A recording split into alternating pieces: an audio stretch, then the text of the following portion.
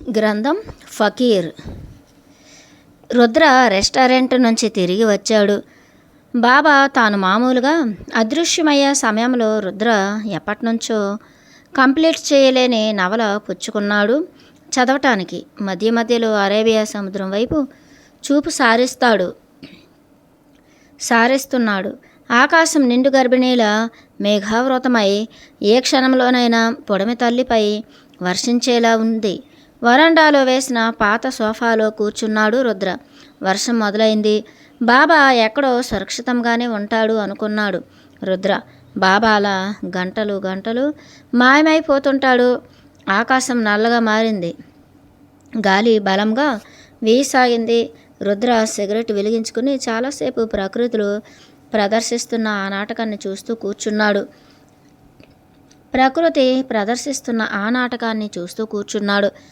తన పిల్లలు తన దగ్గర ఉండి ఉంటే ఎంతో కరెక్ట్గా ఉండేది అనుకున్నాడు రుద్ర. వాళ్ళు రుద్రని పట్టుకుని నవ్విస్తూ లార్డు రామా గురించి, హనుమాన్ గురించి, ప్రవక్త జొరాత్రుష్ట్రా గురించి చెప్పమని అడుగుతూ ఉండేవారు. 3000 BC నాటి జొరాత్రుష్ట్రా భగవంతుడు ఒక్కడే అని, ఆ భగవంతుడికి రూపం లేదని ప్రవచించాడు. షిరిడీ సాయిబాబా, మెహర్ బాబా చేసే మిరాకిల్స్ వాళ్ళకి ఎంతో ఆశ్చర్యంతో కూడిన ఆరాధనను కలిగించేవి. ఆ పిల్ల చిన్న చిన్న వెచ్చని చేతివ్రేళ్ళు రుద్ర ముఖంపై కదలాడుతుండేవి. కొడుకు తన తలను రుద్ర ఛాతిపై విశ్రాంతిగా ఆనించేవాడు. కూతురు రుద్ర భుజాలు నొక్కుతూ బొగ్గలు గిల్లుతూ ఉండేది. వాళ్ళ శరీరాల నుంచి వచ్చే జాన్సన్స్ బేబీ పౌడరు పరిమళం, వారి బట్టలు ఉతికిన డిటర్జెంట్ పౌడరు వాసన కలగా రుద్రని చుట్టుముట్టేవి. రుద్ర ఒక్కసారి తల విదిల్చి గాఢంగా శ్వాసించి మనస్సులోంచి పిల్లల్ని తొలగించుకునే ప్రయత్నం చేశాడు. మనస్సును నియంత్రించుకోగలిగాడు. కానీ తన హృదయంలో, తన అంతఃచేతనంలో వాళ్ళు అలా ఉండిపోయారు. దాదాపు 2 గంటల పాటు రుద్ర చదివింది తక్కువ, సముద్రం వంక చూసింది ఎక్కువ. రుద్ర మరో సిగరెట్ వెలిగించాడు. ఈ మధ్య లిక్కర్ ఎక్కువగా తీసుకోవటం లేదు. బాబా ముందు త్రాగటం బాగుండదనిపిస్తుంది రుద్రకి. కానీ బాబా రోజు కొన్ని గంటలు తన దగ్గర లేకుండా ఎటో వెళ్ళిపోతూ ఉంటారు కదా. అప్పుడు కాస్త బీర్ తాగి కాసిని సిగరెట్లు కాలుస్తాడు. కాసేపు చదువుకుంటాడు. అతని తలలోని నాడులు నెమ్మదిగా డ్యామేజ్ అవుతున్నాయి. వాటికి ఏ చికిత్స లేదు. అతను 2 వైపులా కాలుతున్న కొవ్వెత్తులా ఉన్నాడు. ఈరోజు బాబా వెళ్ళిపోయాక మధ్యాహ్నం రుద్ర తాను ఎప్పుడు వెళ్ళే సముద్రం దగ్గరలోని గోవా జంట నడుపుతున్న రెస్టారెంట్కి వెళ్ళాడు. సముద్రం దగ్గరలోని గోవా జంట నడుపుతున్న రెస్టారెంట్కి వెళ్ళాడు. అక్కడ ఫుడ్ చాలా రుచిగా ఉంటుంది. ధరలు కూడా రీజనబుల్గా ఉంటాయి. కాకపోతే ఒకటే లోపం, అది హోటల్లా కాక మిలిటరీ స్కూల్లా ఉంటుంది. ఆ గోవా జంట కనీసం నవ్వనైనా నవ్వరు. అతడి పేరు మార్టిన్. బహుశా వంటవాళ్ళు చక్కటి నవ్వులతో ప్రేమగా వండుతున్నారు కాబోలు. రుచిగా ఉంటుంది ఫుడ్ అనుకుంటూ ఉంటాడు రుద్ర.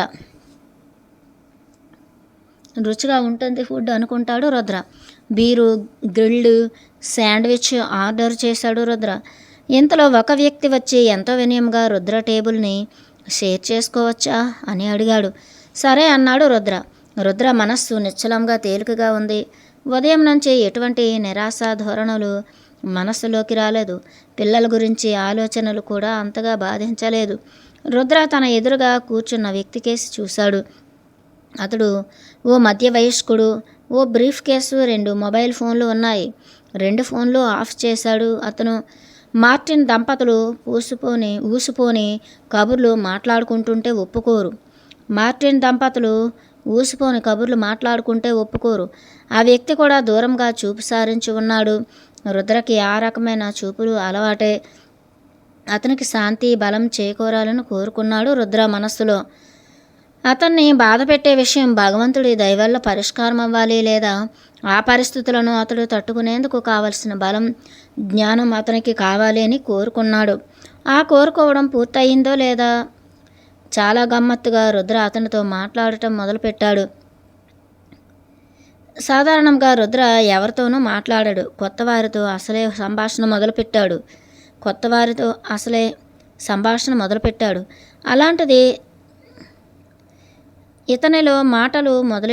ఇతనితో మాటలు మొదలుపెట్టాడు. ఏమీ బాధపడవద్దు, అంతా బాగానే ఉంటుంది. వారు మీ యొక్క నిర్ణయాన్ని ఒప్పుకుంటారు. వాళ్ళు మీ యొక్క లాభాలను తగ్గించాలని చూస్తారు, కానీ ఒప్పుకోవద్దు. మీరు అడిగింది కరెక్టే.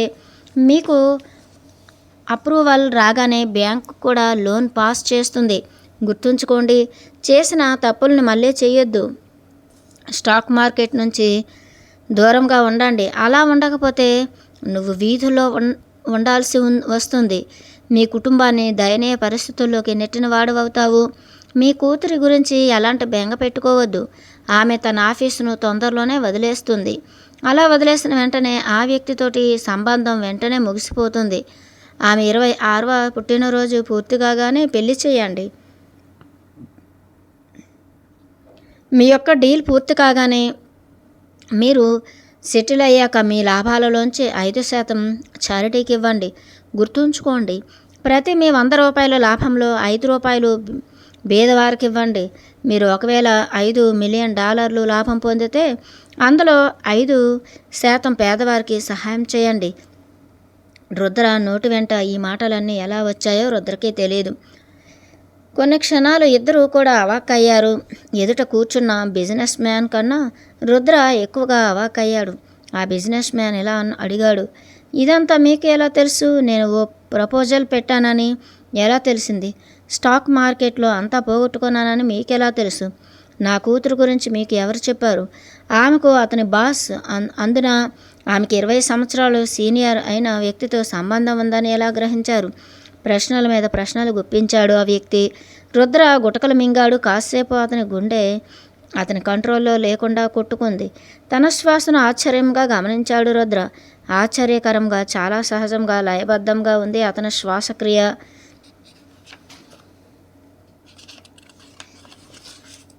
నాకు తెలియదు, క్షమించండి, నాకేమీ తెలియదు తడబడ్డాడు రుద్ర.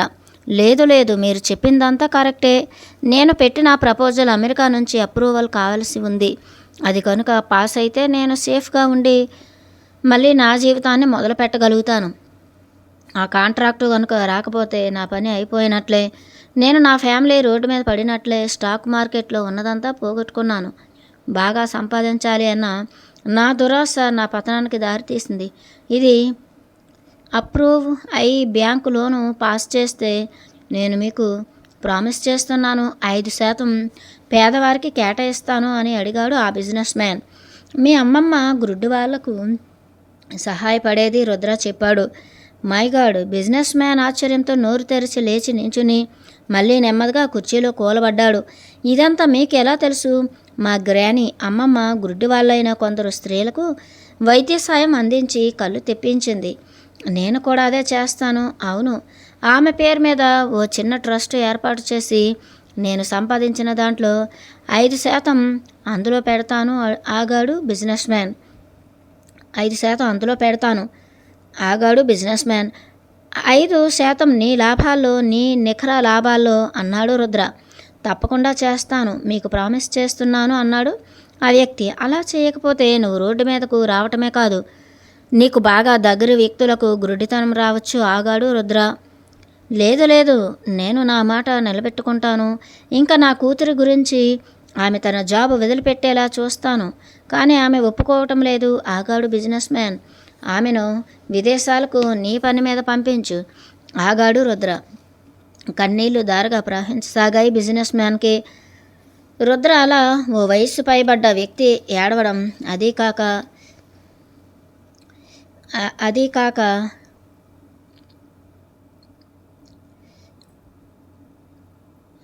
ఆ కన్నీళ్లు కృతజ్ఞతతో వచ్చాయి అనిపించింది. అవును, ఆమె విదేశాలకు వెళ్ళాలని ఎప్పుడు కోరుకుంటూ ఉంటుంది కాబట్టి ఒప్పుకుంటుంది. రుద్రకి అప్పటికే ఆకలి చచ్చిపోయింది. అంతకుముందే Rudra beer, grilled sandwich order చేశాడు కదా. లేచి నించుని తాను ఇచ్చిన ఆర్డర్ను ప్యాక్ చేయమని చెప్పాడు. నా పేరు సేత్, దయచేసి చెప్పండి, నేను మిమ్మల్ని ఎక్కడ కలుసుకోవాలి? అలాగే ఆర్డర్ ఎప్పుడు వస్తుంది అడిగాడు బిజినెస్ మ్యాన్. ఈ రోజు నుంచి 14 రోజులకు చెప్పాడు రుద్ర. నేను మిమ్మల్ని ఎక్కడ కలుసుకోవాలి అడిగాడు ఆ వ్యక్తి. అక్కడ భోంచేస్తున్న కొందరు వీళ్ళని ఆసక్తిగా గమనించసాగారు. దయచేసి అర్థం చేసుకోండి, ఏం జరుగుతోందో నాకే అర్థం కావట్లేదు. నేను మీతో ఏమి మాట్లాడుతున్నానో ఎందుకు మాట్లాడుతున్నానో నాకే తెలియటం లేదు. బహుశా ఇది దేవుడి విధానం కాబోలు. మీకు సహాయపడటానికి ఆగాడు రుద్ర. ఫ్రెండ్, ఈరోజు సాయంకాలమే నేను చాలా పెద్ద మొత్తాన్ని ఎక్కువ వడ్డీకి అప్పు చేయాలనుకున్నాను. నేను ఎవరితోనైతే అప్పు తీసుకుందామనుకున్నానో వాళ్ళు చాలా చెడ్డవాళ్ళు. నా అమెరికా అనుమతి గురించి, నా కూతురు గురించి చెప్పి నాలో ఎంతో నమ్మకాన్ని కలిగించారు. వారి నా ఆస్తులన్నింటినీ గ్యారంటీగా వ్రాయించుకునే అప్పు ఇచ్చేవాళ్ళు. థ్యాంక్ యూ అన్నాడు బిజినెస్ మ్యాన్. అంతేకాదు వంగి రుద్ర పాదాలు తాకాడు. ఆశ్చర్యంగా చూస్తున్నారు అంతా. వెయిటర్ ప్యాక్ చేసిన ఫుడ్ ప్యాక్ రుద్ర చేతికి అందించాడు. హోటల్లో నుంచి బయటికి నడిచాడు రుద్ర. ఏం జరిగింది, ఎలా జరిగింది, ఎందుకు అనేది ఏమీ తెలియకుండా ఇంటికి వచ్చి వరండాలో కూర్చొని ఆశ్చర్యంగా పునశ్చరణ చేసుకుంటున్నాడు. ఒక కొత్త వ్యక్తి గురించి అన్ని విషయాలు తనకు ఎలా తెలిసాయి, ఎందుకు అవన్నీ తన ప్రమేయం లేకుండా తన నోటి నుంచి బయటకు వచ్చాయి. జరిగినదంతా తన ప్రమేయం లేకుండా జరిగిపోయింది.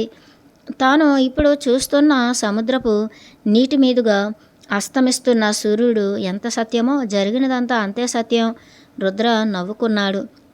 నిజంగా సూర్యుడు అస్తమించడం లేదు కదా, అంతా భ్రమ. సూర్యుడు ఉదయించడు, అస్తమించడు. ప్రతిరోజు తూర్పు నుంచి పడమరకు కదలడు. ఇదంతా భూమి కదలికల వల్ల మనం చూస్తున్నాం అంతే. అవును, జీవితమేవో పెద్ద భ్రమ. చీకటి రాత్రి అనేవి భూమి తన వెనుక భాగాన్ని సూర్యుడి వైపు తిప్పి ఉంది కాబట్టి చీకటి రాత్రి మనం చూస్తున్నాం. అదే విధంగానే అబ్బాయి దేవుడు ఎప్పుడూ లేకుండా లేడు. వ్యక్తులే దేవుడికి వీపు చూపెట్టి జీవితాలను చీకటమయం చేసుకుంటున్నారు. దీన్నే భగవంతుడు మనకి సూర్యచంద్రులు, భూమి, ప్రకృతి ద్వారా ఎప్పుడూ తెలియజేస్తూనే ఉన్నాడు. అంతా భ్రమే అయినా ఒక ఉద్దేశ్యం, ఒక లక్ష్యం కోసమే ఆ భ్రమ ఉంది. భూమి ఎప్పుడైతే సూర్యుడికి తన వీపును చూపుతుందో అప్పుడు రాత్రి వచ్చి పడుతుంది. అదేవిధంగా చీకటి, గందరగోళం, బాధ, ఒంటరితనం. వ్యక్తి ఎప్పుడైతే దేవుడి నుంచి దూరంగా వెళ్ళిపోతాడో అప్పుడు ఆ వ్యక్తి జీవితాల్లోకి పైవన్నీ ప్రవేశిస్తాయి. అంతేకాని దేవుడు ఆ వ్యక్తి జీవితంలోంచి వెళ్ళిపోలేదు. దేవుడు, సూర్యుడు, వ్యక్తి, భూమి, నువ్వు దేవుడికి నీ వీపు చూపిస్తే నీ జీవితంలో దేవుడికి నీ వీపు చూపిస్తే నీ జీవితంలో చీకటి ఉంటుంది. కాబట్టి అబ్బాయి దేవుడి వైపు తిరగడమే ఉత్తమం. ఎప్పుడు వెలుగులోనే ఉండు. సరే రా, ఆ టీ ఏదో చేసివు. ఇంకా చెప్పు. భవిష్యత్తును చూసి చెప్పగల నేర్పు ఎప్పటి నుంచి వచ్చింది? ఆ హోటల్కి తినడానికి వచ్చే వాళ్ళకి చెబుతున్నావు కదా. హహహా నవ్వారు బాబా. రుద్రకి బాబా ఇలా మాట్లాడటం ఆశ్చర్యమేమీ కలిగించలేదు. బాబా, దయచేసి చెప్పండి, మార్టిన్స్ హోటల్ దగ్గర ఏం జరిగింది? మింట్ టీ, కాసిని శాండ్విచెస్ లాగించాక అడిగాడు రుద్ర. బాబా చాలా తక్కువ తిన్నారు, ఒక్కోసారి అది కూడా తినరు. అయితే టీ త్రాగడం అంటే బాగా ఇష్టం బాబాకి. రాత్రి రుద్ర పడుకోబోయే ముందు కూడా ఫ్లాస్క్ నిండా బాబా కోసం టీ చేసి పెట్టి పడుకుంటాడు. బాబా రాత్రిపూట చాలాసేపు ప్రార్థనలో గడుపుతారు. బెడ్రూమ్లో ఎన్నో నూనె దీపాలు, కొవ్వొత్తులు వెలిగించుకొని వాటి ముందు కూర్చుని ప్రార్థన చేస్తారు. అతని చేతులు ఎప్పుడు ఏవో సైగలతో కదులుతూ ఉంటాయి. రుద్ర ఇంకో రూమ్లో పడుకుని చాలాసేపు బాబాని గమనిస్తూ ఉంటాడు. నిద్ర ముంచుకొచ్చేదాకా ఇదే పనే రుద్రకి. తరచుగా రుద్ర హఠాత్తుగా మేల్కొని చూస్తే బాబా అక్కడే అలాగే కూర్చుని ఆ దీపాల అగ్ని శిఖల వైపు ప్రేమగా చూస్తుంటారు. బాబా పేదాలు మెల్లగా కదులుతూ ఉంటాయి. చీకటి వెలుగుల క్రీనీడలు ఆ గది తెల్లటి గోడల మీద చిత్రాలుగా కనబడుతూ ఉంటాయి. రుద్ర లేచి కూర్చుని బాబా వైపు చూస్తే అప్పుడు తప్పనిసరిగా బాబా రుద్రకేసి చూసి చిన్నగా నవ్వుతారు. రుద్రకి ఆ నవ్వు అంటే చాలా ఇష్టం. ఆ నవ్వులోని ప్రేమ, మృదుత్వం రుద్రకి కన్నీళ్ళని తెప్పిస్తాయి. రుద్ర నెమ్మదిగా సైగ చేసి అడుగుతాడు, టీ కావాలా అని. ఒక్కోసారి రుద్ర మేల్కొన్నప్పుడు బాబా కనుక పడుకొని ఉంటే రుద్ర నెమ్మదిగా బాబా కాళ్ళు నొక్కుతాడు. బాబా చాలా తక్కువసేపు మాత్రమే నిద్రపోతారు. తరచుగా కళ్ళు మూసుకునే రుద్ర మనస్సులో మెదులుతున్న ఏదైనా సందేహానికి సమాధానం చెప్తారు. బాబా తన చిల్లమును తయారు చేసుకుంటారు అప్పుడప్పుడు. అది ఒక పద్ధతిలో. బాబా తన కోసం అందులో ఎనర్జీని కూరుతున్నారా అనిపిస్తుంటుంది. రుద్ర లేచి కూర్చుని సముద్రాన్ని గమనించసాగాడు. చంద్రుని కిరణాలు ముదురు రంగు సముద్రం మీద ప్రతిబింబిస్తున్నాయి. ఈ ప్రదేశాన్ని విడిచి వెళ్ళాలి అంటే చాలా బాధగా ఉంది రుద్రకి. తన దగ్గరున్న డబ్బు కొన్ని నెలల వరకే వస్తుంది. ఆ కాటేజీ పేరు ద్వారక. రుద్ర గురువు షిర్డీ సాయిబాబా. సాయిబాబా షిర్డీలో నివసించిన మసీదు పేరు ద్వారకామాయి. ఆ కాటేజీ పేరు ద్వారక. రుద్ర గురువు షిర్డీ సాయిబాబా. సాయిబాబా షిర్డీలో నివసించిన మసీదు పేరు ద్వారకామాయి. ముందు నిన్ను కొన్ని ప్రశ్నలు అడగని, ఆ తర్వాత నీ ప్రశ్నలకు నేను సమాధానం చెబుతాను అన్నారు బాబా. నేను నిన్ను చెయ్యమని చెప్పినవన్నీ నువ్వు చేస్తున్నావా అడిగారు బాబా. అవును, అన్నీ చేస్తున్నాను రుద్ర సమాధానం. మళ్ళీ బయట వర్షం మొదలైంది. రుద్ర వరండాలోంచి లేచి లోపలికి వెళ్ళి ఒక షాల్ తెచ్చి బాబా భుజాల చుట్టూ కప్పాడు. ఏం చేస్తున్నావు బాబా ప్రశ్న. ముందుగా నేను ఈ క్షణంలోనే జీవిస్తున్నాను, లేదంటే ఒక ప్రార్థనను జపించుకుంటున్నాను రుద్ర జవాబు. ఈ క్షణంలో జీవించడం అంటే ఎలా బాబా ప్రశ్న. మీరు ఏదైతే చెప్పారో సరిగ్గా అదే. నేను ఆహారం తినేటప్పుడు నేను పూర్తిగా తినడంలోనే ఆనందిస్తున్నాను. నా పూర్తి ఏకాగ్రత కృతజ్ఞతతో నేను తినేటప్పుడు ఉంచుకుంటున్నాను. నా పూర్తి ఏకాగ్రత కృతజ్ఞత నేను తినేటప్పుడు ఉంచుకుంటున్నాను. నేను దానిని యాంత్రికంగా చేయటం లేదు. ఈ తినే ఆహారం సమకూర్చినందుకు దేవుడికి థ్యాంక్స్ చెబుతున్నాను. దేవుడిని నాతో కలిసి భోజనం చేయటానికి ఆహ్వానిస్తున్నాను కూడా. అంతే కాకుండా ఎవరికైతే ఆహారం లేదో వారందరి కోసం నాలో నుంచి విశ్వంలోకి ప్రార్థన వెళుతోంది. ఆ ప్రాణశక్తి కొందరి జీవితాల్లోనైనా సకారాత్మక మార్పు తెస్తుంది అన్న నమ్మకంతో చెప్పాడు రుద్ర.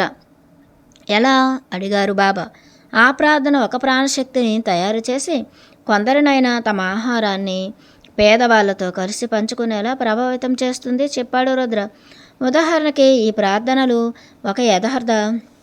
ఒక దయార్ద్ర హృదయాన్ని తాకి వాళ్ళు తమ కారును ఆపి తమ దగ్గరున్న బిస్కెట్లో పండ్లో సిగ్నల్ దగ్గర అడుక్కునే బెచ్చగాలకు ఇవ్వాలి అనిపించవచ్చు. లేదా ఈ ప్రార్థన ఒక ఆత్మను ఒక స్వచ్ఛంద సంస్థకు కాస్త డబ్బును కొన్ని సంచుల ధాన్యాన్ని విరాళంగా ఇవ్వడానికి పురుకొల్పవచ్చు.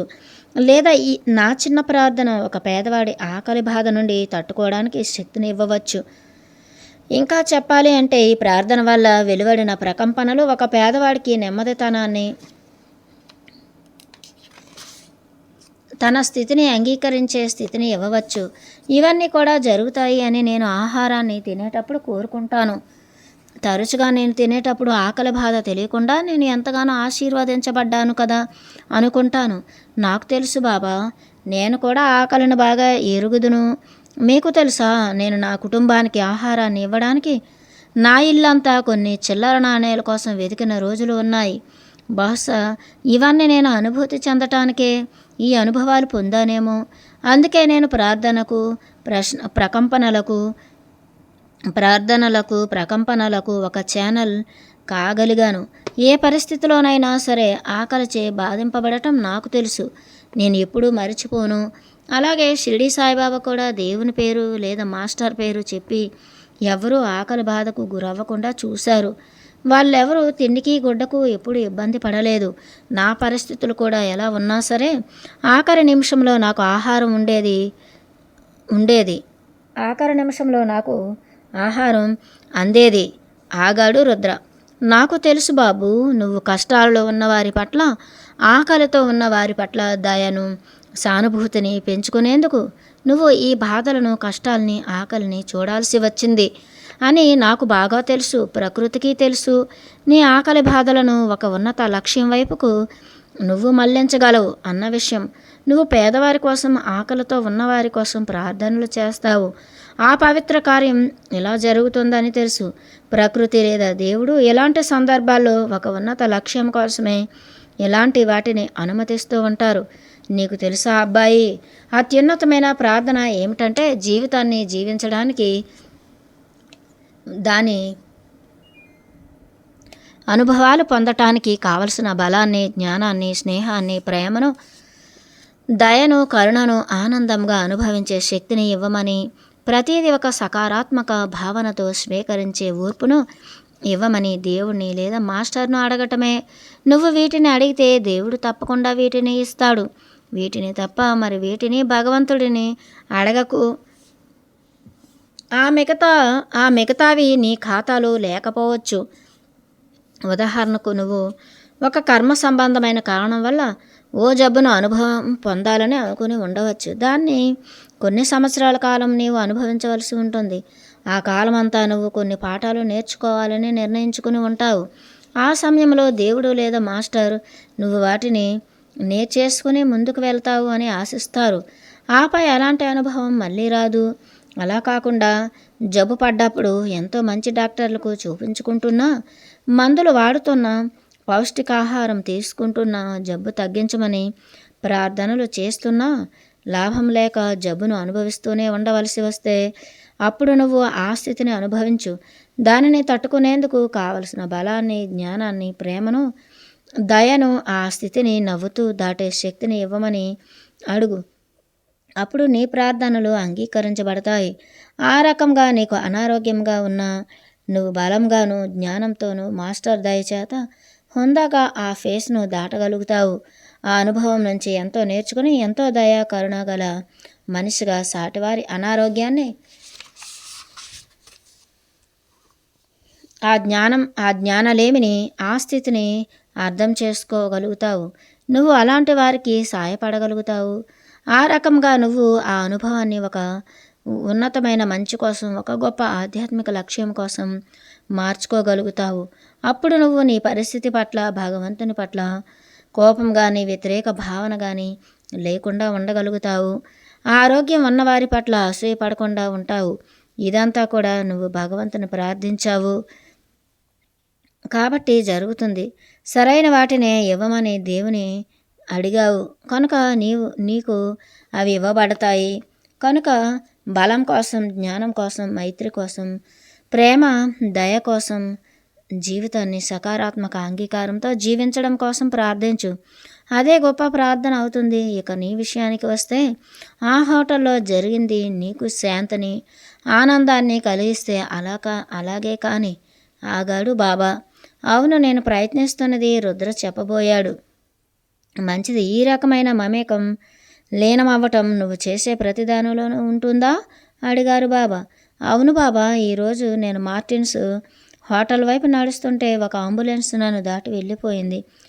ఆ అంబులెన్స్లో ఉన్నవారి కోసం అప్రయత్నంగానే తనంతట తానుగా ఓ ప్రార్థన వెలువడింది. అందులోని సిక్ పర్సన్కే కాకుండా అందులోని వారికంతా కూడా ఉద్వేగాల పరంగా, ఆర్థిక పరంగా వారికి బలాన్ని ఇవ్వమనే ప్రార్థన నాలోంచి వెలువడింది ఆగాడు రుద్ర. అది ఎందుకంటే అబ్బాయి, నువ్వు వర్తమానంలో ఉన్నావు. ఎప్పుడైతే వర్తమానంలో ఉంటావో అప్పుడు భగవంతుడి నుంచి ప్రవహించే శక్తితో అనుసంధానమై ఉంటావు. దేవుడు జలకాలు ఆడే చోటే నువ్వు జలకాలు ఆడుతుంటావు. దేవుడిని తాకిన జలాలు నిన్ను పరిశుద్ధుడిగా మారుస్తాయి. అందుకే ఈ క్షణంలో ఉండటం అన్నది ఎంతో ముఖ్యం. నువ్వు గనుక ఈ క్షణంలో ఉండకపోతే అంబులెన్స్ నీ ప్రక్క నుండి వెళ్ళిపోయినప్పుడు నీలోంచి ఆ ప్రార్థన వెలువడి ఉండేది కాదు. నువ్వు ఏది ఆలోచిస్తావో, కోరుకుంటావో అది ప్రకృతి వింటుంది, అంగీకరిస్తుంది, దాన్ని ఎనర్జీగా మారుస్తుంది. అది మంచి ఎనర్జీయా కాదా అన్నది ఆ వ్యక్తి భావనల మీద ఆధారపడి ఉంటుంది. ఒకసారి ఊహించు, మిలియన్ల కొద్ది జనాభా మంచిని కోరుకుని సకారాత్మక ఆలోచనలు, అనుభూతులు పంపినప్పుడు సకారాత్మక ప్రకంపనల సముద్రమే సృష్టి చేయబడుతుంది. ఈ ప్రకంపనలు విశ్వమంతటా వ్యాపించి సృష్టి అంతటిని ప్రభావితం చేస్తాయి.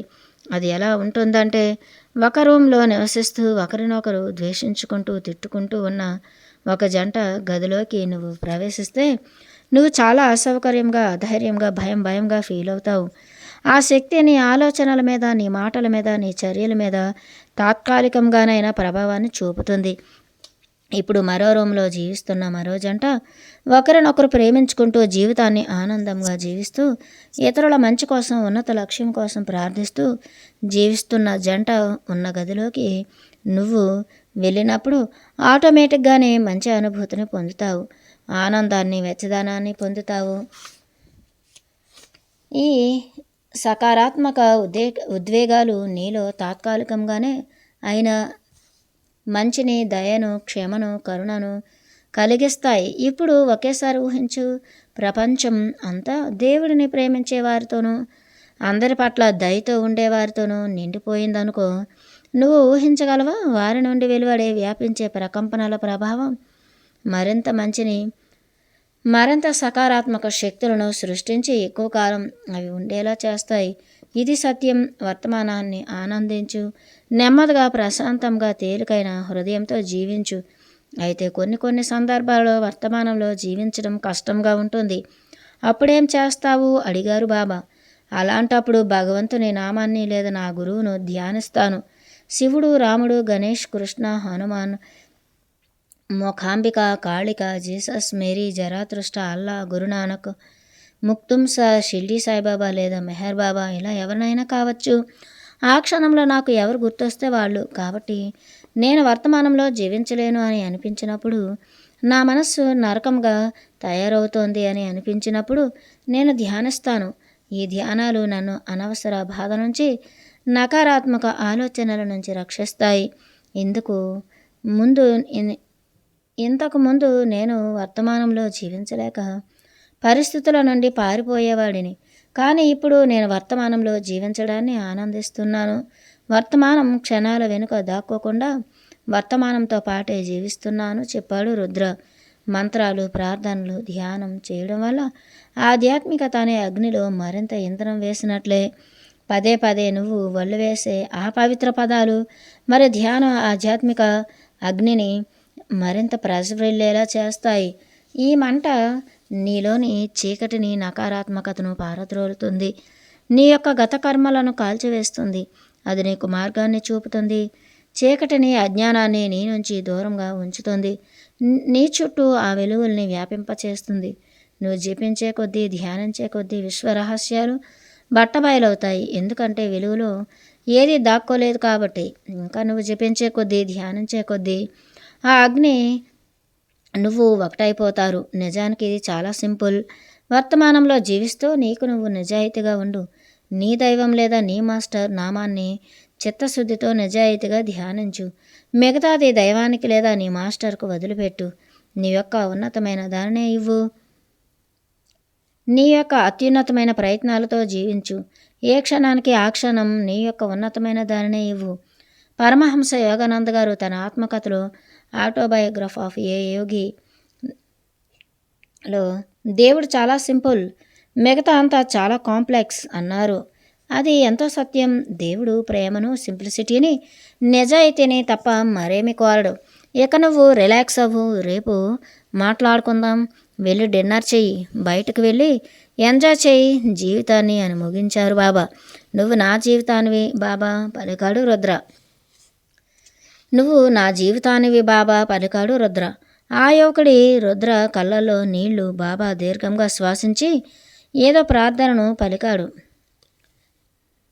ఆ యువకుడి కళ్ళల్లో నీళ్లు అంటే రుద్ర కళ్ళల్లో నీళ్లు.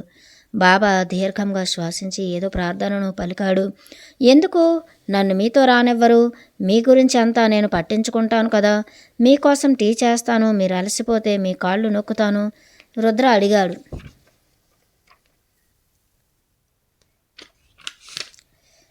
బాబా నవ్వి తన కొద్దిపాటి వస్తువులు ప్యాక్ చేసుకోసాగాడు. సోఫాలో కూర్చుని రుద్రని తన ప్రక్కనే కూర్చోబెట్టుకుని రుద్ర చేతిని తన చేతిలోకి తీసుకున్నాడు. నీ నుంచి కొన్ని రోజులకు మాత్రమే నేను దూరంగా వెళ్తున్నాను. ఇందులో విచారించవలసిందేమీ లేదు. ముఖ్యమైనది ఏమిటంటే నేను నిన్ను ఎప్పుడూ విడిచిపెట్టేది లేదు. ఎన్నో జన్మలుగా నేను నీతోనే ఉన్నాను. నువ్వు గమనించకపోయినా నేను ఎప్పుడు నీ ప్రక్కనే ఉన్నాను. నువ్వు నన్ను తలుచుకున్నప్పుడల్లా ప్రతి క్షణము నేను నీ వెంటే ఉండాలంటే నువ్వు నన్ను ప్రతి క్షణము గుర్తు చేసుకుంటే చాలు. నువ్వు నన్ను నీ వెంట నేను ఎప్పుడు ప్రతిక్షణము ఉండాలంటే నువ్వు నన్ను ప్రతిక్షణము గుర్తు చేసుకుంటే చాలు. నువ్వు ఎంత ఎక్కువ తలుచుకుంటే మన బంధం అంత బలంగా తయారవుతుంది. నువ్వు నన్ను తలుచుకోని క్షణాల్లో కూడా నా ఎనర్జీ నీ చుట్టూ వ్యాపించి ఉంటుంది. నిన్ను నా ప్రేమలో తడిపేస్తూ ఉంటుంది. కాబట్టి బాధపడొద్దు. నేను ఎప్పటికీ నీతో ఉంటాను ముగించారు బాబా.